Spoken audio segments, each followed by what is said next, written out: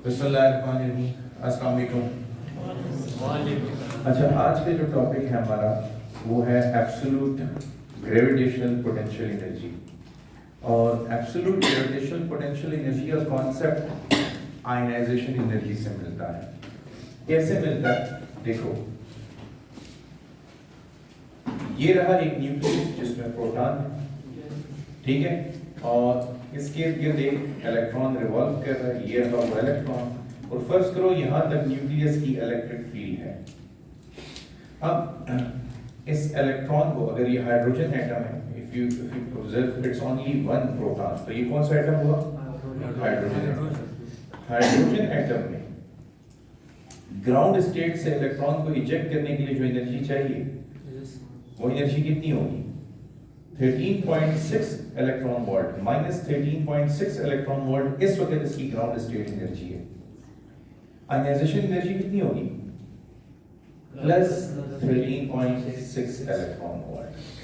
अगर आप चाहते हो कि ये इलेक्ट्रॉन इस न्यूक्लियस की फील्ड से बाहर चला जाए, तो दिस इज द रीजन जिसके बाहर अगर इलेक्ट्रॉन आ गया तो ये प्रोटॉन इसको वापस अट्रैक्ट, तो कितनी एनर्जी सप्लाई करनी पड़ेगी या कितना वर्क करना पड़ेगा इस इलेक्ट्रॉन को इस न्यूक्लियस की इस इलेक्ट्रिक फील्ड के रीजन से बाहर ले जाने के लिए? That energy is called ionisation energy.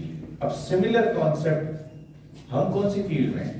Gravitational field में है, और हमें ग्रेविटेशनल फील्ड से आजाद करने के लिए एनर्जी चाहिए कि नहीं? yes, तो हमें ग्रेविटेशनल फील्ड से निकालने के लिए जो एनर्जी देनी पड़ेगी, that energy is called absolute gravitational potential energy. तो देखो, ये रही अर्थ, ये आप खड़े हुए अर्थ की सरफेस पर, और ये अर्थ की ग्रेविटेशनल फील्ड की रेंज है कि अगर ऑब्जेक्ट इसके बाहर चला गया तो अर्थ उसको वापस अट्रैक्ट नहीं कर सकती।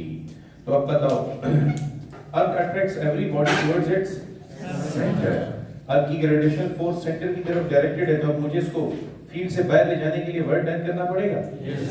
और वर्क एनर्जी थ्योरम के मुताबिक वर्क डन किसके बराबर होता है? चेंज इन पोटेंशियल एनर्जी के। अगर वेलोसिटी क्या हो? कांस्टेंट हो। तो इसका मतलब मुझे क्या करना पड़ेगा?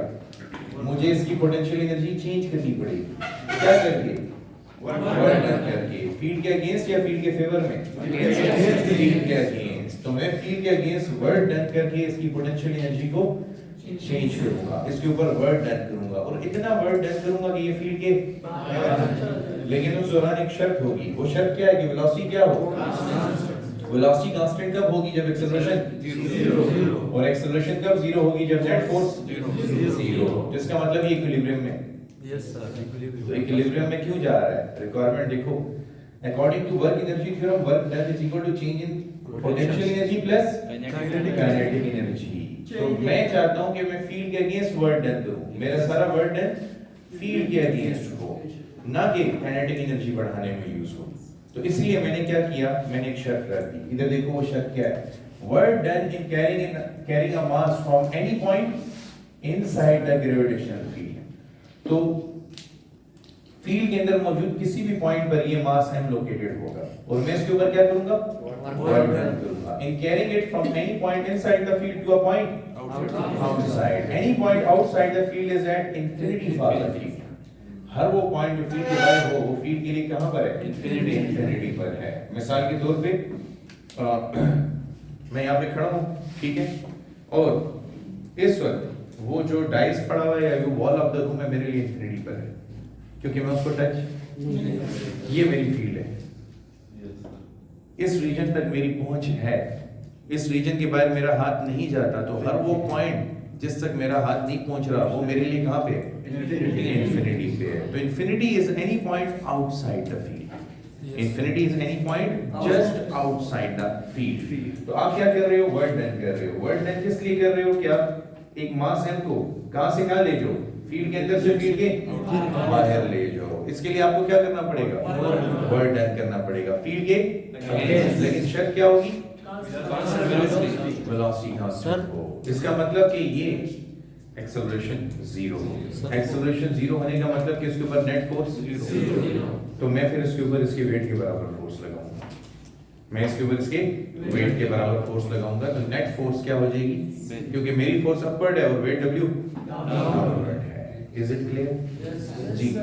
कुछ पूछने? सर वेलोसिटी को हम क्यों कांस्टेंट लेते हैं? वेलोसिटी को क्यों कांस्टेंट लेते हैं? तो मैंने अभी जो थोड़ी देर पहले डिस्कशन की उसमें मैंने कहा कि वर्क एनर्जी थ्योरम के मुताबिक work done is equal to change in potential energy and change in. अब मैं चाहता हूं कि मेरा सारे का सारा वर्क डन किस में जाएगा? पोटेंशियल एनर्जी को फील्ड के अगेंस्ट यूज हो। फील्ड के अगेंस्ट वर्क डन किस में कन्वर्ट होगा? पोटेंशियल एनर्जी में। मैं नहीं चाहता कि उसका कोई भी हिस्सा किस में कन्वर्ट हो? काइनेटिक में। तो इसलिए मैं वेलोसिटी क्या करूंगा? अगर वेलोसिटी कांस्टेंट करूंगा तो चेंज इन काइनेटिक एनर्जी क्या हो जाएगा? क्योंकि काइनेटिक एनर्जी में जो चेंज आ रहा है वो किस पे डिपेंड करता है? वेलोसिटी अगर कांस्टेंट हुई तो काइनेटिक एनर्जी भी कांस्टेंट होगी, तो change in kinetic energy zero. तो ये पूरा सेक्शन जीरो हो के वर्क डन सिर्फ और सिर्फ किस में कन्वर्ट हो जाएगा? पोटेंशियल। Is it clear? अब देखो ऊपर क्या लिखा है, एब्सोल्यूट ग्रेविटेशनल पोटेंशियल एनर्जी। तो उस एब्सोल्यूट का क्या मतलब हुआ? एब्सोल्यूट का ये मतलब हुआ, एब्सोल्यूट का ये मतलब हुआ कि एग्जैक्टली कितनी एनर्जी के साथ आप ग्रेविटेशनल फील्ड में ट्रैप हुए हैं। Yes sir. एग्जैक्टली कितनी एनर्जी के साथ आप ग्रेविटेशनल फील्ड में ट्रैप हुए हैं। मैं मिसाल देता हूं आपको, ये बताओ ये इलेक्ट्रॉन कितनी एनर्जी से ट्रैप हुआ है? 13.6 इलेक्ट्रॉन वोल्ट से ट्रैप हुआ है। वो नेगेटिव साइन ट्रैप होने के लिए। अब कितनी एनर्जी बाउंड स्टेट को रिप्रेजेंट करता है? कितनी एनर्जी दूं तो निकल जाएगा? 13.6 इलेक्ट्रॉन वोल्ट दूं तो वो निकल जाएगा, आजाद हो जाएगा। समझ आ गई बात? अच्छा, तो आजाद करने के लिए 13.6 इलेक्ट्रॉन वोल्ट हमें देने पड़ते हैं। समझ आई? This energy is absolute electric potential energy, also called as the ionization energy। अब यही एनर्जी हमारे लिए भी, अब बताओ इस वक्त मेरी पोटेंशियल एनर्जी जीरो है कि नॉन जीरो है? अब देखो जीरो भी कुछ बच्चे कह रहे हैं, कुछ नॉन जीरो। अब पोटेंशियल एनर्जी रेफरेंस पॉइंट पे डिपेंड कर रही है, ठीक है ना? मिसाल के तौर पे ये चेयर इधर ला के रखो, with respect to this ground मेरी पोटेंशियल एनर्जी जीरो है। इस क्लासरूम के ग्राउंड के मुताबिक मेरी पोटेंशियल एनर्जी जीरो है। इसकी भी पोटेंशियल एनर्जी जीरो है। खड़े हो जाओ इसके ऊपर, हाँ इसके ऊपर खड़े हो जाओ। अब इसकी पोटेंशियल एनर्जी इंक्रीज हुई, लेकिन वो के विद रिस्पेक्ट टू भाई क्या कर रहे हो? नीचे तो क्लास है, क्या कर रहे हो? बैठो आराम से, क्लास में चेयर पे खड़े हो। Okay, with respect to chair इसका potential energy zero with respect to chair zero होगी, लेकिन with respect to ground non zero होगी।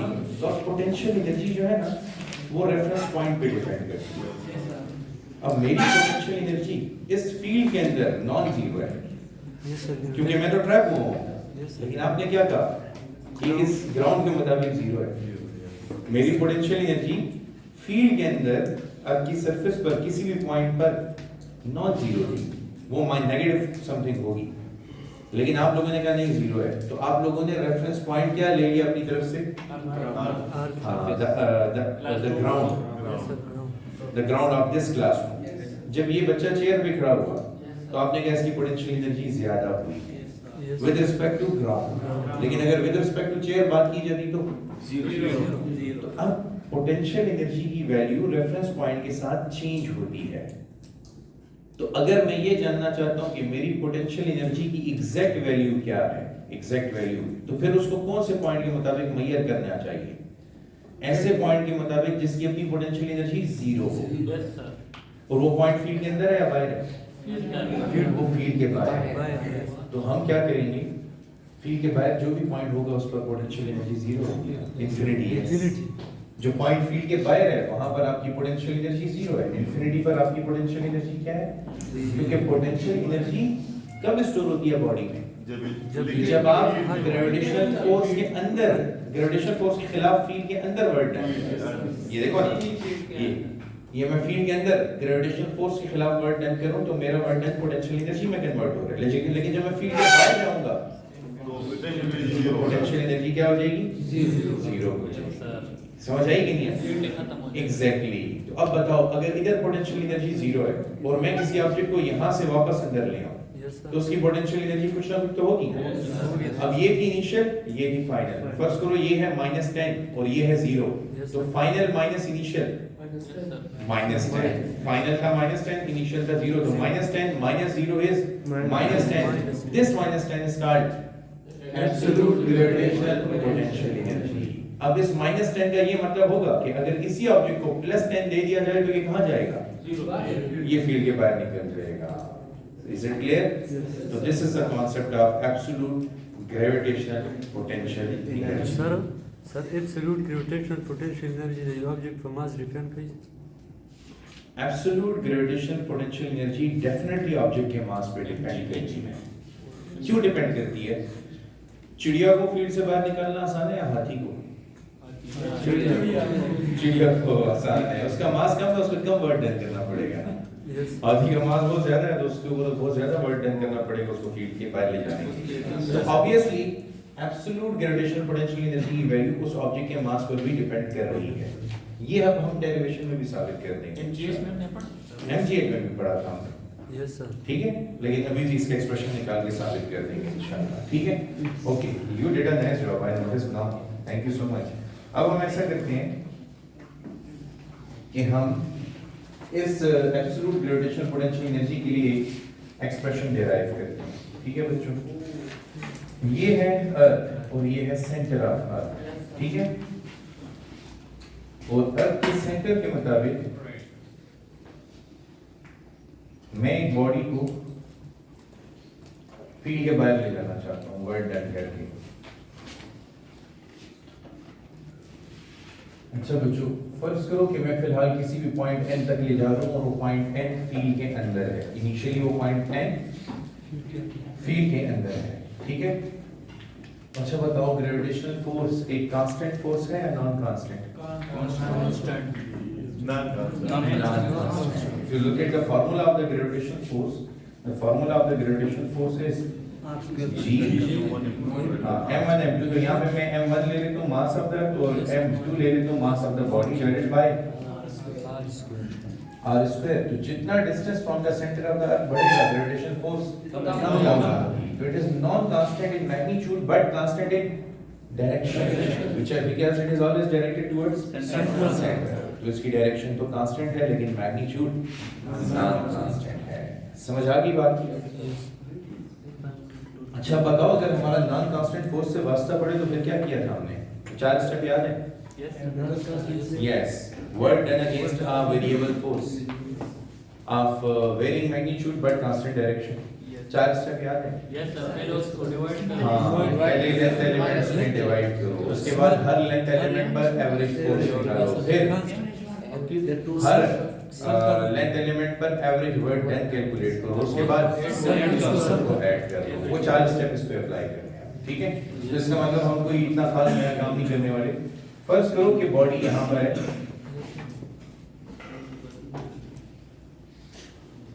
इस पॉइंट पर है। ठीक है, ये बॉडी है, बॉडी पॉइंट 1 पर है। तो मैं इस तमाम बात को छोटे छोटे लेंथ एलिमेंट्स 1 2 3 4 और सेकंड लास्ट, अगर लास्ट पॉइंट n है तो सेकंड लास्ट पॉइंट क्या होगा? n-1।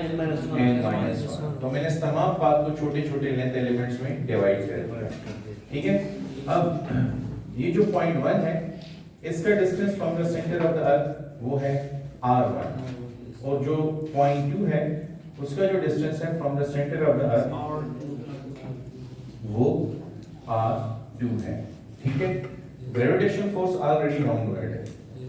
अच्छा, इस वक्त मैं अपना वर्क डन कैलकुलेट करूंगा क्योंकि मैं अपनी फोर्स अप्लाई करके इसको पॉइंट 1 से पॉइंट 2 तक लेके जा रहा हूं। Hold this for me. Okay,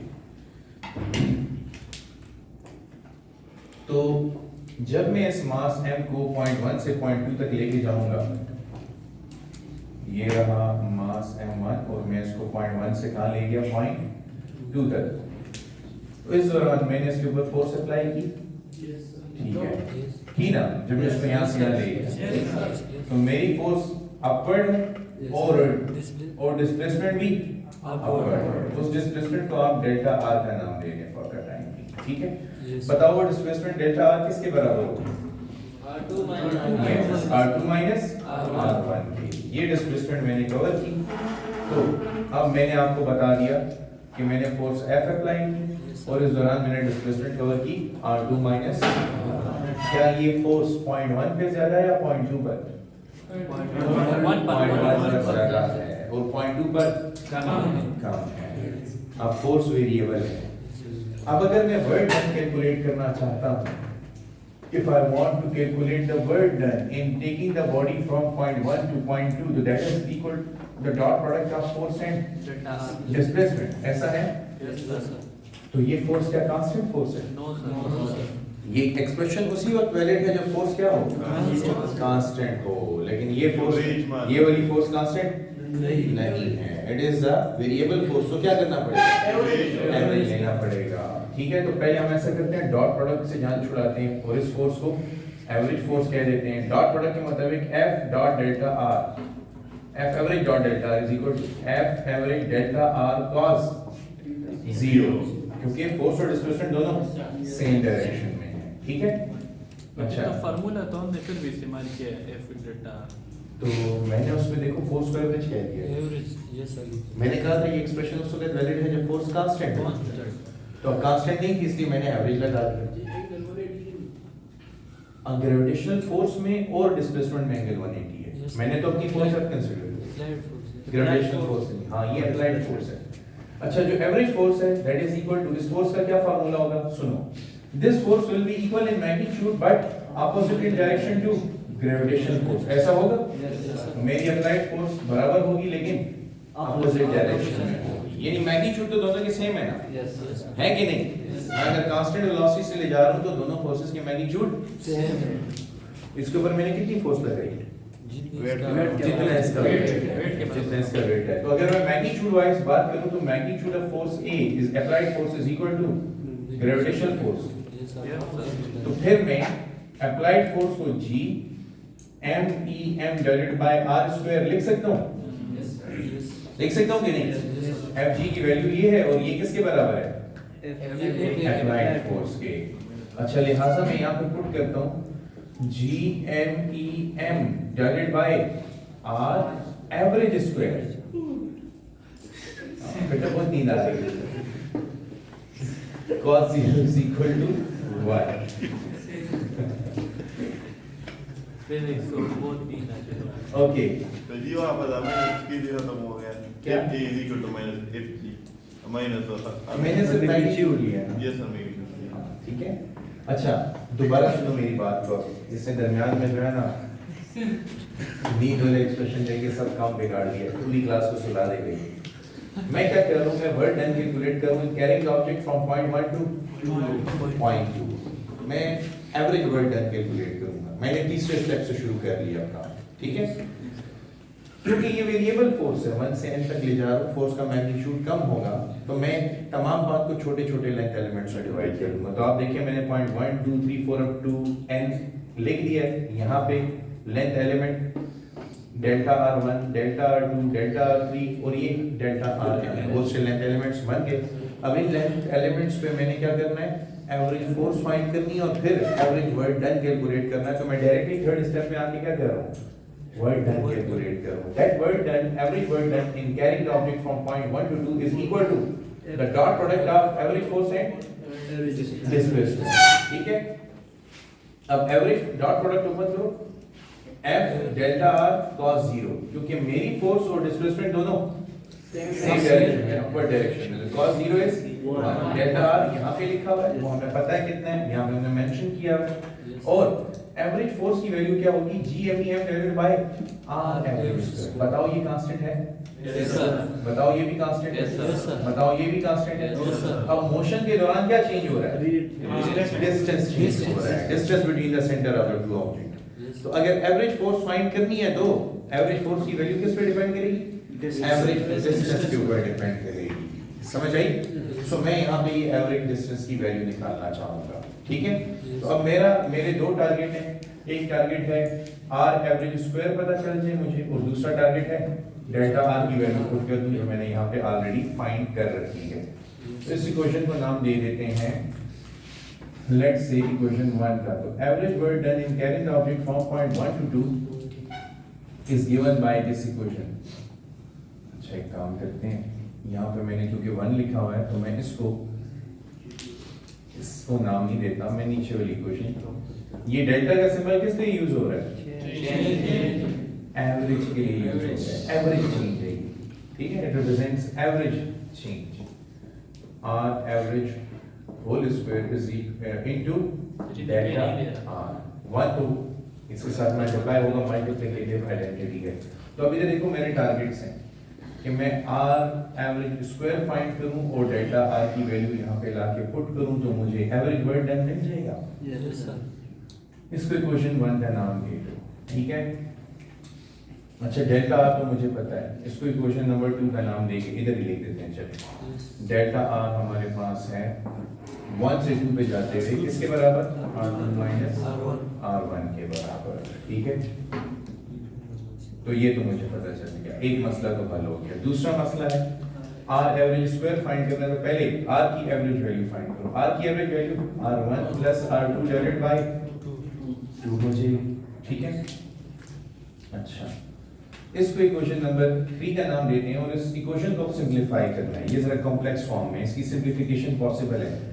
बताओ इक्वेशन नंबर 2 के मुताबिक r2 की वैल्यू किसके बराबर होगी? डेल्टा आर प्लस r1 के बराबर होगी। तो put the value of r2 from equation number 4 in equation number 3। Yes, sir. Average. तो पुट 4 इन 3, ठीक है। We get Average R. r average is equal to r1 plus r2 की जगह delta r plus divided by r1 plus r1 2r1। तो इसको simplify करो further, r average is equal to 2r1 plus upon, so r average is equal to LCM split करो, 2r1 divided by 2 plus delta r upon 2, ये दोनों cancel, तो आपके पास आएगा r average is equal to r1 plus delta r by 2। अच्छा यहाँ पे क्या मौजूद है? r एवरेज स्क्वायर, तो इसका स्क्वायर ले लेंगे, Yes, sir. तो स्क्वायर इन बोथ साइड्स, इसको भी स्क्वायर करो, इसको भी स्क्वायर करो। ये a plus b whole square का फार्मूला है, ओपन करो। तो r average square is equal to, notice करो हम पहले एवरेज ले रहे हैं और फिर स्क्वायर कर रहे हैं, ठीक है ना। हम पहले एवरेज ले रहे हैं और फिर स्क्वायर, क्योंकि स्क्वायर का एवरेज और एवरेज का स्क्वायर दोनों डिफरेंट होते हैं।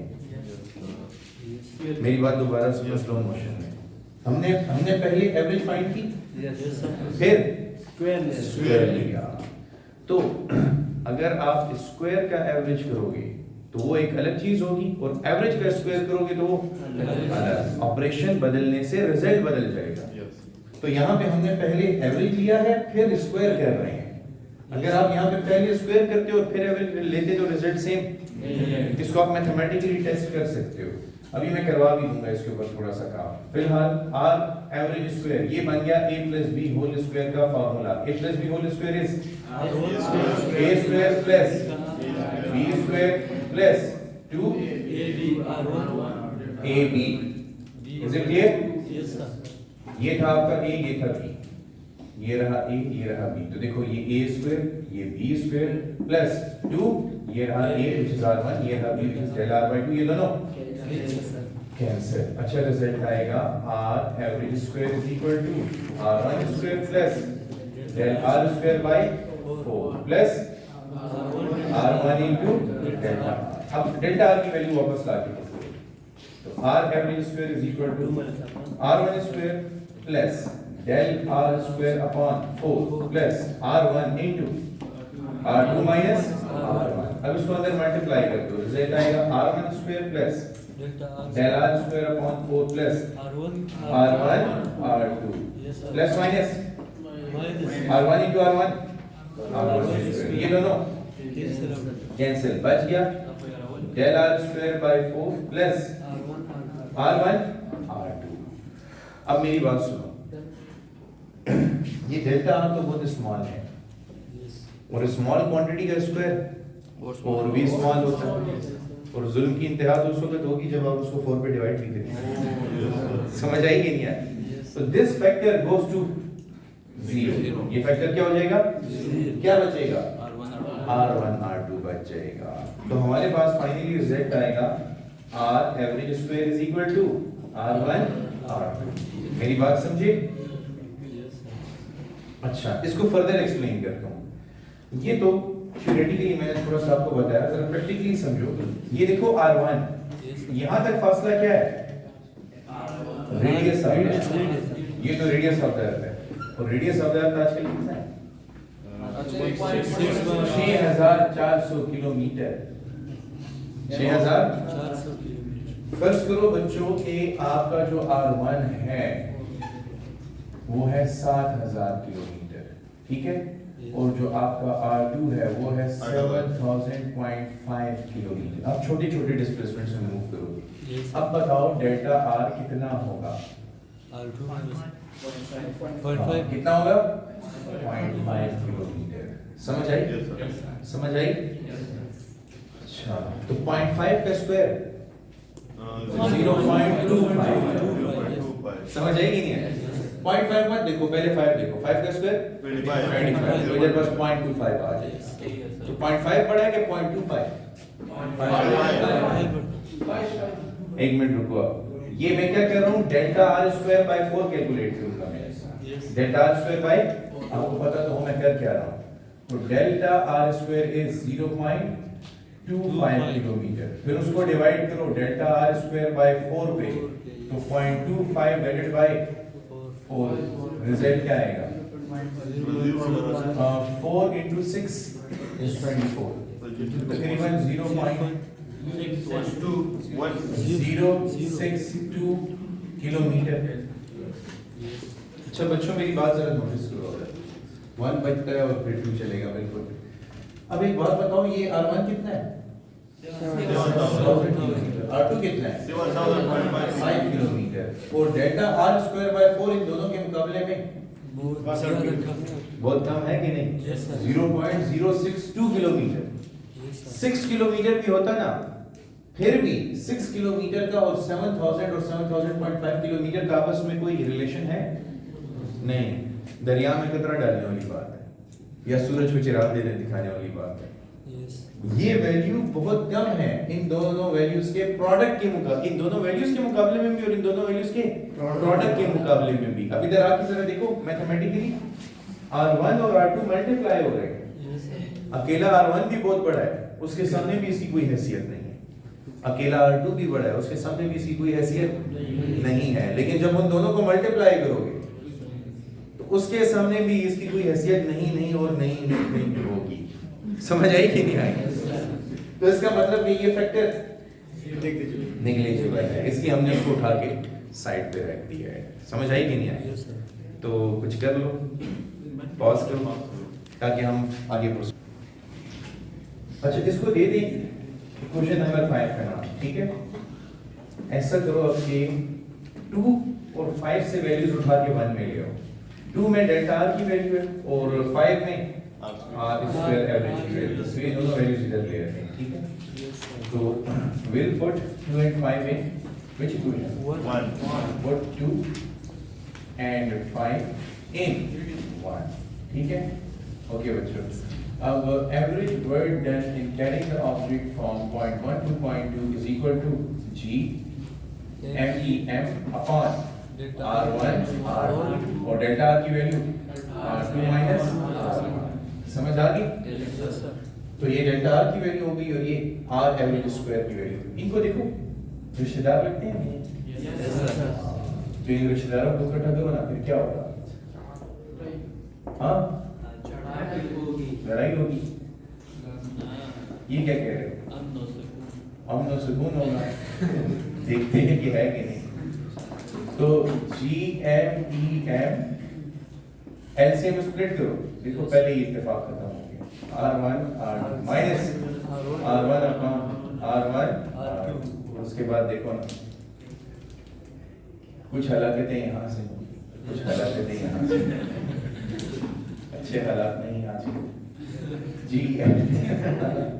GMEM 1 by minus 1 by R2। This is the work done, average work done in carrying the object from point 1 to analysis करो इस इक्वेशन का ताकि आगे लेके जाओ, क्योंकि अभी हमने 1 to 2 कैलकुलेट किया, 2 to 3 भी करेंगे, 3 to 4 भी, फिर n - 1 to n भी, तमाम पॉइंट्स के दरमियान। ये कांस्टेंट है, कांस्टेंट है, कांस्टेंट है।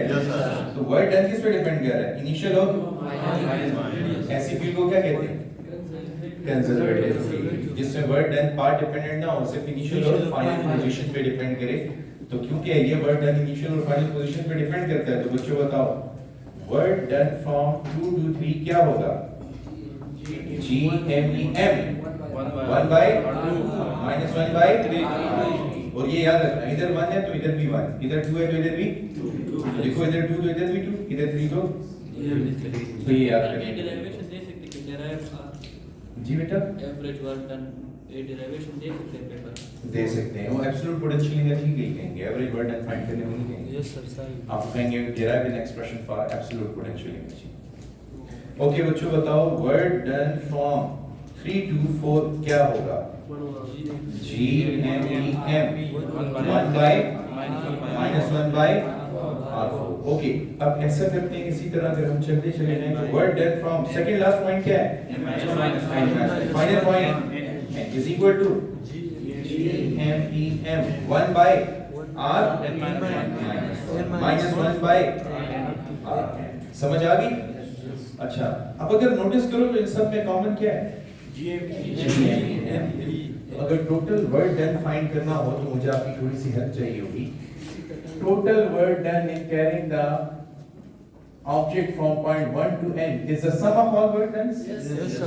So word done from 1 to 2 plus word done from 2 to 3 plus word done from 3 to 4. plus up to plus word done from n minus 1 to n। अब अगर आपकी इजाजत हो तो word done from 1 to n is equal to, इन सब word done में ये GMEM common है? ले लो। Yes, sir. तो GMEM कॉमन आ जाएगा और ब्रैकेट में पहली quantity 1 over R minus 1 by R2 plus दूसरी quantity 1 over R2 minus plus तीसरी quantity 1 over R3 minus 1 by plus up to plus 1 by R and minus 1 plus 1 by R and समझ आई? Okay work से देखना, हर minus 1 by R2 के लिए एक plus 1 by R, her minus के लिए एक प्लस, हर माइनस के लिए एक प्लस, हर माइनस के लिए एक। तो कौन कौन से पॉइंट सरवाइव करेंगे? 1 by R 1 by Initial and final. Again work is independent of the path followed. It only depends upon initial and final position. ये वाला ये बेटा माइनस है ना, क्या होगा? जी नहीं ये लास्ट वाला माइनस है, क्या होगा? बेटा माइनस है, समझ आई ना? ये प्लस नहीं है, दिस इज माइनस। आपको क्या नजर आ रहा है? इसको सर प्लस है। इसको देखो रहमतुल्लाह, इसको समझा लो क्लास के बाद। हाँ word done in carrying the object from point 1 to n is equal to GMEM 1 by R1 minus 1 by बेटा माइनस है। ओके बच्चों अब ये वर्ड डन किस में कन्वर्ट हुआ है? ये वर्ड डन किस में कन्वर्ट हुआ? पोटेंशियल एनर्जी में। According to which theorem? क्योंकि इसके ऊपर नेट फोर्स क्या थी? 0। तो ये कौन सी वेलोसिटी से गया है? इसीलिए काइनेटिक एनर्जी में चेंज। तो सारा वर्ड डन कन्वर्ट हो गया पोटेंशियल एनर्जी में। This is equal to GMEM 1 by R1 minus 1 by तो Rn। जी ये फोर्स जो हमने लगाया था तो वो तो फोर्स था ना, तो वो तो काइनेटिक एनर्जी तो उसको नहीं नेट फोर्स तो 0 थी। Yes. वेट जितनी मेरी फोर्स थी उतना ही वेट था, तो मैं उसको कांस्टेंट वेलोसिटी से निकाल Acceleration is zero. इसीलिए वेट के बराबर नहीं फिर उसके ऊपर की नहीं ऐसा नहीं, वेट के बराबर फोर्स लगे तो वो हमने छोटे छोटे लेंथ एलिमेंट्स में डिवाइड क्यों किया? कि जितनी फोर्स चेंज होगी उतना ही वेट भी कम होगा, तो हम अकॉर्डिंगली अपनी फोर्स कम करेंगे। तो फिर क्योंकि वो फोर्स नॉन कांस्टेंट है तो हमने उसको एवरेज से रिप्लेस कर दिया। Yes. क्या on an average her length element पर कितना वर्क डन हुआ होगा? Without considering any change in the velocity, क्योंकि नेट फोर्स तो जीरो है, तो वो सारा वर्क डन फिर पोटेंशियल एनर्जी में कन्वर्ट हुआ। अब for absolute potential energy, for absolute potential energy बताओ, अगर मैं चाहता हूं कि बॉडी को फील्ड के बाहर ले जाऊं तो ये वर्क डन क्या कहलाएगा? एब्सोल्यूट पोटेंशियल एनर्जी कहलाएगा। तो बताओ ये पॉइंट एन कहां पे होना चाहिए? इंफिनिटी पर। For absolute potential energy an lies at infinity, तो बताओ फिर उसका फासला भी इनफाइनाइट हो जाएगा? Yes, sir. इधर ला के पुट करो, तो u is equal to GMEM into 1 by R1 minus 1 by infinity. Anything divided by infinity? Zero. You get u is equal to GMEM upon, बल्कि पहले मल्टीप्लाई करो, 1 by R1 minus 0. ओके। अब अगर इस R1 को इधर मल्टीप्लाई कर दें तो रिजल्ट क्या आएगा? This implies that u is equal to GMEM divided by R1. तो R1 फील्ड के अंदर कोई भी पॉइंट हो सकता है। R1 फील्ड के अंदर कोई भी पॉइंट हो सकता है। सबस्क्रिप्ट ड्रॉप कर दो तो अब बताओ u की वैल्यू किस पे डिपेंड कर रही है? R पे डिपेंड कर रही है। यानी पोटेंशियल एनर्जी डिस्टेंस के साथ, distance from the centre of the earth के साथ चेंज होती है। अब ये वर्क डन किसका है? मेरा क्या फील्ड का है? सोचो, फोर्स किसकी थी? हमारी हमारी थी। तो ये वर्क डन भी किसका है? हमारा है। तो फील्ड का वर्क डन क्या होगा? पॉजिटिव की नेगेटिव?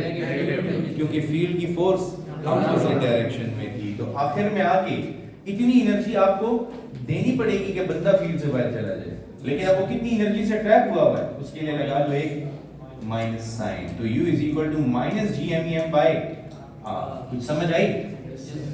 अब बताओ r बढ़ाने से u, r बढ़ाने से u ज्यादा हो ज्यादा होगा।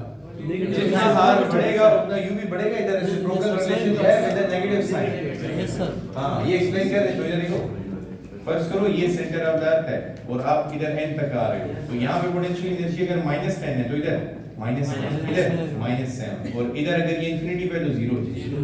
तो अब बताओ r बढ़ रहा है Yes, sir. और पोटेंशियल एनर्जी भी बढ़ रही है क्योंकि वो नेगेटिव में थी।